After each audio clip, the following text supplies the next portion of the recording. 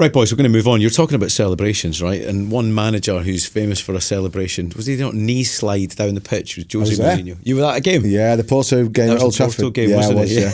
A sensational celebration.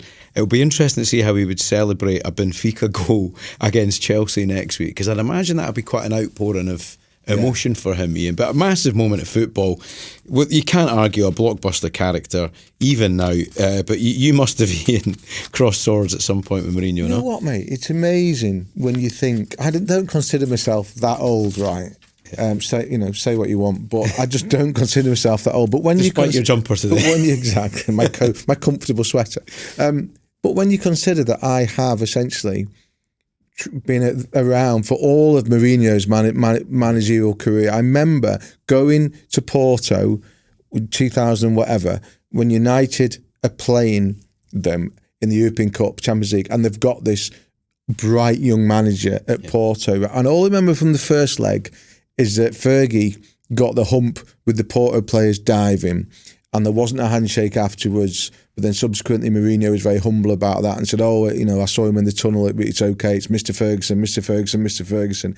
And then I remember them coming for the away leg, by which time he was being heavily linked with Chelsea, asking him at the press conference beforehand, are you going to move to Chelsea? Your agent's been quoted as saying, I don't have an agent. Yes, you do. All this kind of configuration that goes on when managers don't want to answer questions. And then they win the game, and he in the last minute, and he does a knee slide down the touchline, and then they win the cup, and then he's manager of Chelsea, and all of a sudden he's one of the most famous coaches in the world. And here we are, 20 years later, and I'm about to tell you that I think he's a busted flush because I think he is, and I think he's been a busted flush for quite a long time. I don't think he's, apart from his noise and his reputation and his CV as a modern manager, he's been dead in the water for a long time. I heard an argument the other day as well. If you think about him taking over at Chelsea, he had a bit of money, didn't he? But he did have a bit of money. But look, you guys, you've worked with John Terry. You guys will know John Terry better than I do.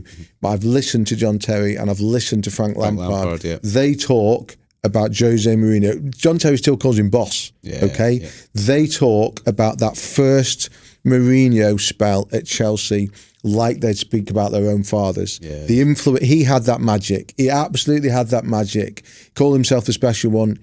He lived up to it. He had that incredible combination. He brought something new to the coaching table, because he taught people how to win without the ball. His man management was beyond compare. And he was helped by the fact he was allowed to sign some pretty good players. But for 10 years, going through his time at Inter and all the rest of it, he was absolute dynamite. What was he like to referee, Mark? Unique.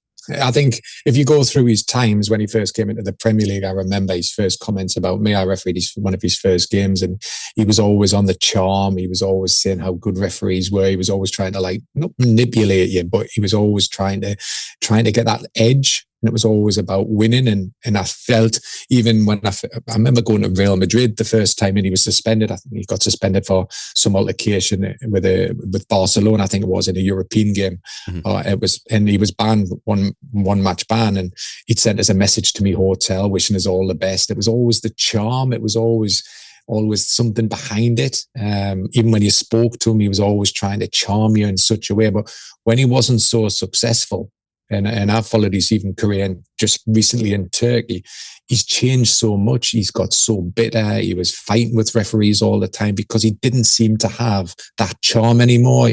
Probably because he wasn't winning. He wasn't so successful. I had a big run-in with him at Manchester United. At Stoke, where he came into me dressing room at the end of the game and believed that I'd missed a handball by Ryan Shawcross, and he was adamant it was a penalty. I said, "Have you seen it on the replays?" He said, "Yes, I've seen it on the replays." And I just threw my boot in anger towards his direction. Missed him, of course. I knew I was going to miss him, but I threw it in his direction. He went white. He didn't know what to say. He left the dressing room. When I got back home, I watched the incident, and he hadn't handled it. It was all mind games. It was always the bitterness and nastiness. And, in the end, my relationship with Jose was less when it was when he was first at Chelsea, where he had that charm. Everybody loved him. Everybody called him the special one. But I don't believe, even you talk to Fenerbahce people, His time in Turkey over the last 12 months, 18 months has been a disaster. He's never added any value. He didn't make Fenerbahce competitive against Galatasaray. They kept losing. And what did he do? He did his usual tactic. He blamed referees. He blames the pitches. He blames the ball boys. He blames everybody but himself. And now he's gone to Benfica. What can fill? There's only 3 teams in Portugal. If you think about it, Sporting, Porto, and Benfica. So what's he going to finish in the top 3? Is that what he wants to achieve anymore? Because Benfica aren't going to be competitive. Because I think the way I saw Portuguese football over the years, just briefly, was Portuguese used to get South American players and bring them through Portugal into Europe. And that's how they made all the big money over the years. Portuguese teams were very successful at bringing in young South American players, keeping them because of the language and everything else, and then putting them out in Europe. That's not happening anymore. A lot of Premier League clubs are bypassing that system and buying them early and then loaning them out, which means Portuguese football isn't as strong financially as well as competitively now in Europe. Yeah, I going back to what you say about the change in him, and I think what became really important with Jose was that when Mourinho needs to be winning. He can't just exist. Okay, you could argue there's nothing wrong with that, but the fact is, in football, there's only a very small percentage of people who can win all the time. And as soon as he realised that he'd lost that magic, then I think a lot of the charm, a lot of the charisma disappeared with it. I would go back probably since his second spell at Chelsea when he did win the league again, and since then, not necessarily in chronological order, but through Man United and Tottenham and then Roma and then through to Turkey, like you're saying, now back to Portugal. He's not managed, he won a European trophy with Roma, didn't massively improve their league position, failed at Tottenham, failed at Manchester United, although he will paint it differently, but he absolutely failed at Manchester United. And I remember watching him closely at United, and he knew that he couldn't break that monopoly of Klopp and Guardiola. I remember when Mourinho came to Manchester United, writing a piece saying it's Mourinho versus Guardiola, no longer in Spain, but now in Manchester. That never developed. The rivalry that developed was Guardiola and Klopp, and Mourinho was on the outside of it, and he knew it.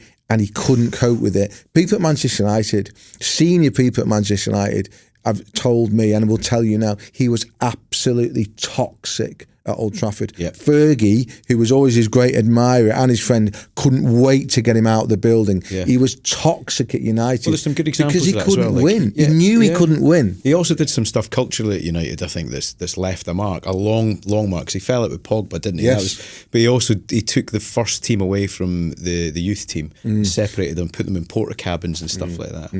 And so culturally, all that stuff that was built. But that's completely, the opposite of what he had in Europe. Because in Europe, they put all of the youth teams with their first teams in the same training facility, so it inspires the young players to reach the first team. So I don't understand when he's managed in so many countries and so many different cultures that he wanted to change that in Manchester United. But he turned on the Chelsea squad, didn't he? Yeah. The second time. Yeah. He became a boom and bust manager, and it's very difficult to do that in the modern age. When he was brought in at Chelsea, he was brought in as a new, almost like as a new kind of prototype as coach, and he did things at Chelsea with that Chelsea team in terms of making them believe that few managers had managed to do before. But he looked at that point as though he would be a coach with longevity. Didn't turn out to be that way, and the further he's gone along the road, he's actually now hired almost as like a gun for hire. Come in. That's what United did. United had admitted to me after the failure with Moyes and Van Gaal, they were like, we need to win. Ed Woodward hired him because they needed to win. And Ed Woodward was like, we know there'll be pain. We know there'll be pain with this guy. We know that he will set fires to building at some point, but we hope that he won't set fires to building until we've won the Premier League.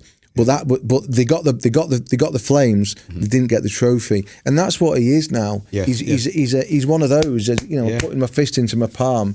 He's a boom and bust coach, I'm afraid. I know it's a bit of a different insight, right? But my wee pal Martin Compston, the actor, played for him at soccer age, right? Which is quite interesting. So, and Martin was a professional footballer, played at Morton. He was at Aberdeen as a youth team player. So he's a decent player and he knows the game. But he said Mourinho was unbelievable. Like the attention to detail in a charity match, he said it was ridiculous, right? Like, for example, he said, right, Martin, I know you can play, so you're going to play right back because I know you're safe on the ball. So whatever happens, you're going to stay. Do not cross the halfway line. If you do, you're coming off. I'm going to take you off. Wow. And so positionally, had him in his head all the way through the game because he knew he was safe on the ball. But the best part of what he did, I just thought was cracking gamesmanship. He said to James McAvoy, you're one of the best actors on the planet. So with about 10 minutes to go, we're going to be ahead. That's the plan. But I need you to have a cruciate injury with 10 minutes to go to waste about 5 minutes of time. So I'm watching the game and I text Martin afterwards and I was like, oh man, that's a nightmare for McAvoy. Like, he's definitely done his ACL there. And he was like, you're an idiot. It wasn't real. I mean, and listen, I think I should know over the years, he completely convinced me that was all Mourinho, all stagecraft, all managed.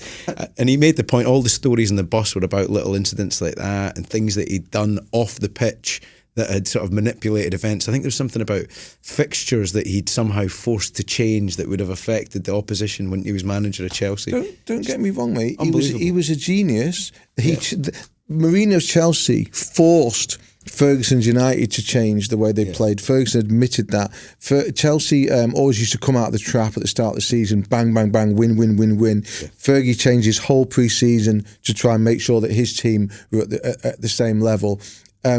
You know, the things he did into the great victory at Barcelona, blah, blah, blah. But if I said to you, if you want to have a long life as a football manager, what do you need? You need to be really fucking good in the first place. Yeah. You need to change. You need to evolve. Wenger didn't evolve. Okay, so eventually he stopped winning. Okay, Mourinho, Ferguson was the greatest attribute that say what you like about Fergie. He changed. Fergie was across social media, even at his age, before any other Premier League manager, because Rio Ferdinand went onto Twitter. He was pretty much the first high-profile player to do it. Fergie clocked it and thought, right, the days of me having spies in nightclubs in Manchester are over. What I need is spies on social media to watch these guys. Fergie got it straight away. Fergie was a genius in so many ways, but he changed. He was prepared to learn. Yeah. Mourinho has looked at the world through the same prism, in that the world's got to change for me, and it doesn't. My question to both of you then is, when do you think the milk turned sour? At what point in his career, if you look at it from Porto, Chelsea, Milan, Inter Milan, Real Madrid, Man United, Spurs, Roma, Fenerbahce, now Benfica, I think there's a moment there where it did sour. At the end of second Chelsea. Yeah. I thought he had a good team at second Chelsea, a good team. And again, I thought that would become his home, and for what reason it didn't. And after that, he never got, I don't know about you, Mark, but he never got that magic back. I think it's just before that, Ian. I think it was when he left Real Madrid. Right. I think that in few months or 6 months at Real Madrid was probably the damage. I think when he's come back to Chelsea, he thought this would help, this will solve a lot of things, and it didn't.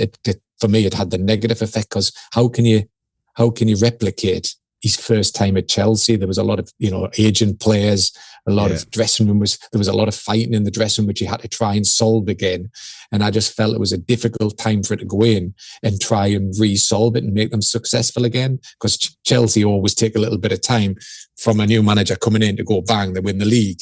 And I think he came in, he thought he could just come in and solve it, and couldn't. And then every job after that, he's come in to do a job to solve it. Manchester United, Fenerbahce, Tottenham, all of these clubs that he's gone in, he's thought he could solve it, and he can't. You've got to remember, he almost killed Guardiola at Barcelona.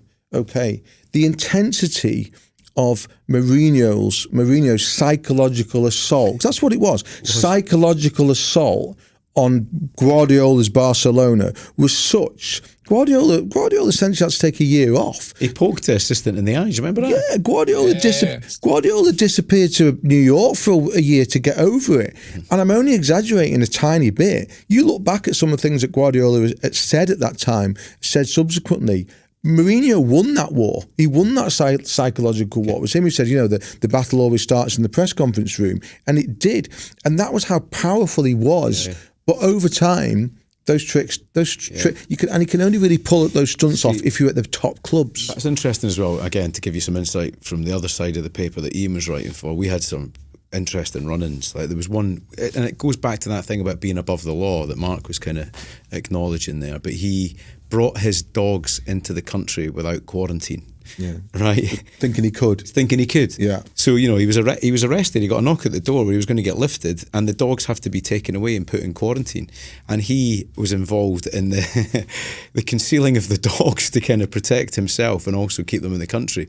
And I remember that story kicked off big time. But I also thought that showed the man, because there was a conversation I remember that was reported at the time between him and a police officer where he said something along the lines of, "Are you speaking to me as a man, or are you speaking to me as an officer of the law?" And he was like, "Well, as an officer of the law." And he was like, "Well, words were exchanged, put it that way." And he ended up in the back of the meat wagon, Yeah.